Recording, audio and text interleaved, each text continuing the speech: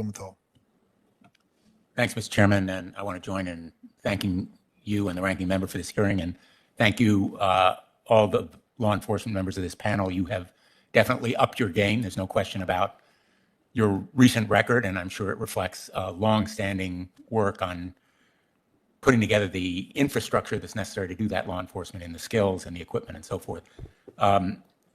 As has been mentioned, Senators Whitehouse, Graham, Tillis, and I have a measure that we've introduced, the International Cybercrime Prevent Act, which is intended to provide you with more tools, and maybe mandatory reporting ought to be one of them.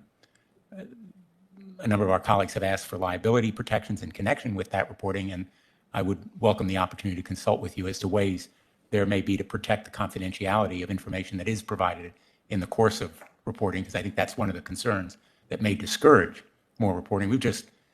Some of us come from a hearing in the Commerce Committee where I asked the head of TSA about reporting, and he testified that there is reluctance because of the fear of publicity. But that is a common thread in law enforcement, as you well know, that prevents reporting of rape, it prevents reporting by seniors about financial crimes, it prevents all kinds of reporting, so we need to overcome that obstacle.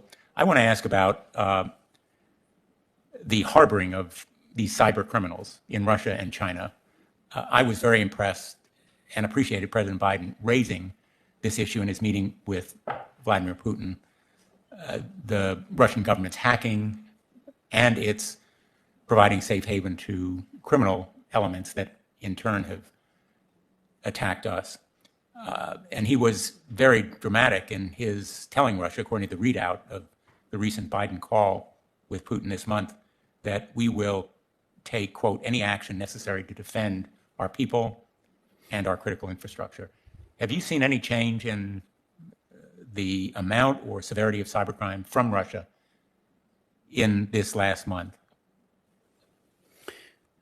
Perhaps I could take that one, Senator. I don't believe there has been a measurable drop. No, I don't think that is a change.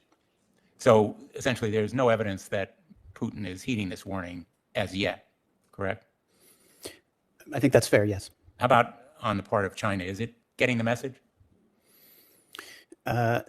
With respect to China, that's a complex situation. We continue to press on that issue from the Department of Justice's perspective in investigating and prosecuting those crimes aggressively. Well, let me be somewhat simplistic. What I'm hearing is that Russia and China essentially are taking no real action in cracking down on these criminal gangs or the malicious cyber attacks that make us the target. Senator, correct? I would just add that, as my colleague noted, we believe that only about a quarter of ransomware intrusions are actually reported. And so the question of are we seeing a change in trend is a very hard one to answer. It certainly could be the case that some ransomware actors have changed behavior for a variety of reasons. We simply don't have the data to be able to answer that question with any level of authority. Okay, but we have to act on the basis of what we know, not what we don't know. And from what we know, and you have the best knowledge in the business, there's been no perceptible change in behavior on the part of either China or Russia in cracking down on these criminal actors. Based upon available data, we have not seen a change in the trend line of ransomware intrusions overall. And the available data that you'd need would be more reporting of these attacks? That's correct, sir. Do you have a way of knowing about these attacks without their being reported? We do not, sir, not reliably. Is there conceivably a way technologically to know? So I defer to my colleagues in law enforcement if they have any methods. Like reference from our point of view, hearing from the victims will be the most authoritative way to understand the breadth of these intrusions. And only a quarter of them are telling you when they are victims. And again, sir, that's a rough estimate since we don't know the incidents that we are not hearing about. You don't know what you don't know, but I guess what I'm taking away from what I've heard from you and what I've heard in the Commerce Committee, the companies of America, our corporate sector, really is failing in its responsibility to protect our national security by refusing to report these instances of cyber attack. Am I overstating it?